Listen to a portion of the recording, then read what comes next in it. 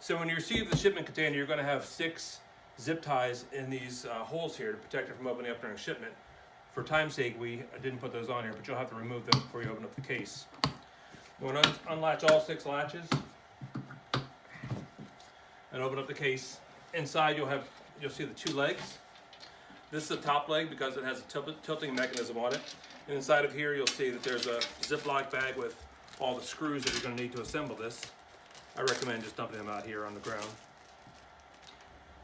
This is the piece that needs to go back in between the 2 legs when you repack it to protect it from damage. Here's your T-tool that you're going to use to tighten up the screws. And this part here is the bottom leg. As you can see, there's a green dot here, and inside the bottom leg is an extension cord. You want to pull that out. You want to hold the bottom leg in place.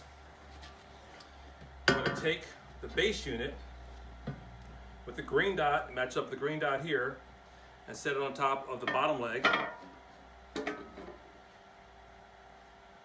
You just want to grab 4 screws and hand tighten them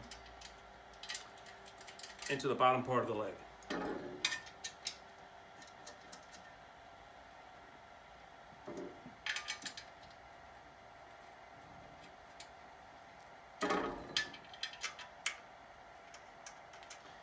Now, using the T-tool, you want to tighten these up. You don't want to over tighten, because if you do over tighten them, it'll strip the threads and you're not going to be able to disassemble the unit.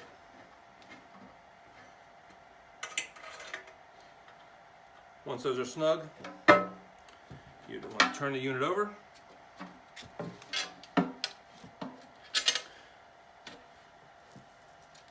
Gently grab the top portion of the leg.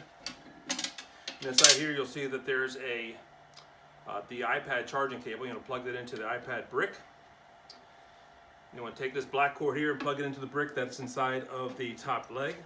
You can ignore this black plug here. This is not for your use. Insert the cables inside the leg and set the leg on top of the other leg. At this point you want to take 4 more screws, hand tighten them into the holes.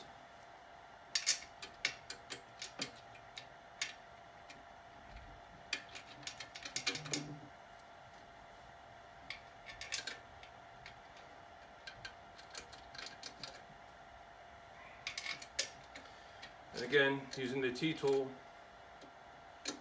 tighten these up snug, but don't over tighten.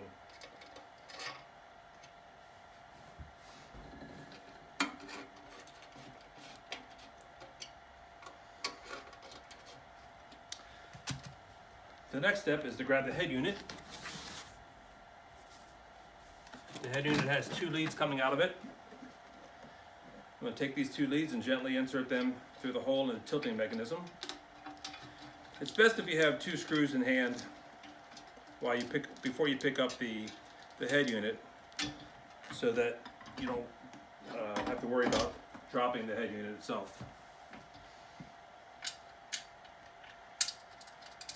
Again, hand tighten these screws.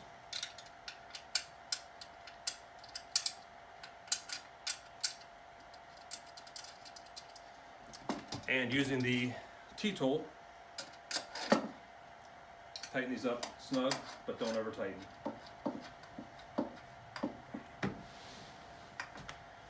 The next step is you need to attach the power leads from the head unit to the top of the leg. So inside here, you see that there's 4 cables. You want to pull those out and attach the iPad cables together and the round cables together as well. It's important that when you tilt this tilt mechanism, you have to have the head attached in order to tilt. Don't use any other tools to tilt the tilt mechanism. Once that's completed,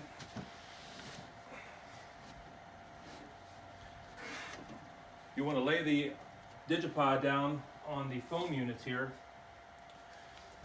and take your extension cord, plug in the white cord inside the DigiPod to the extension cord, and pull the extension cord through the slot.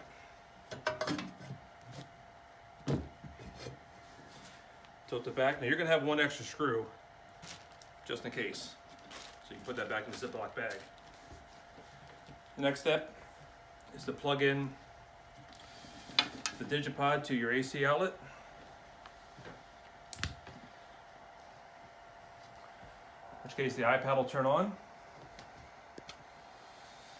And you can test the ring light by turning the dial to the right. Now I recommend leaving this around 8 o'clock, maybe 9 o'clock, but no higher than that. Now you're ready to run your event.